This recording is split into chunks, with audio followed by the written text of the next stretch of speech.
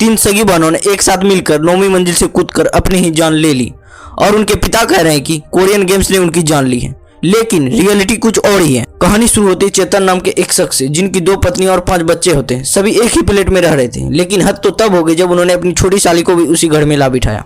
और फिर क्या, रोज घर में क्लेश होने लगे, रोज झगड़े होने लगे, लेकिन पीस रही थी तीनों बहनें।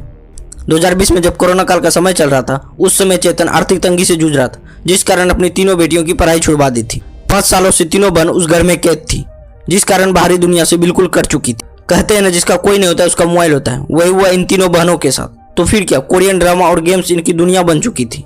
लेकिन 15 दिन पहले उनके पिता ने वो मोबाइल भी बेच दिया जो कल तक सहारा था। आई एम अलोन, ये लाइनें दीवारों पर साफ साफ लिखी थी, जिसका सीधा मतलब होता है कि मैं अकेला हूँ। पर पिता मीडिया के सामने आकर गेम को दोष दे रहे थे। पर कोई उनसे पूछे, जब वो लड़कियां अकेलेपन की वजह से घुट रही थी, तब आप कहाँ थे? क्या गेम ने उन्हें छत से धक्का दिया, या फिर उस घर के माहौल ने उनका गला घोट दिया? गेम को दोष देना सबसे आसान है, लेकिन असली कातिल वो गेम नहीं, उनके पिता है, जिसने अपनी बेटियों से उनकी पढ़ाई, उनका सुकून और उनका आखिरी सहारा मोबाइल तक छीन लिया। ये कोई सुसाइड नहीं, होममेड मर्डर है। आपको क्या लगता है, उस पिता को सजा होनी चाहिए या नहीं? अपनी राय कमेंट्स में बताएं।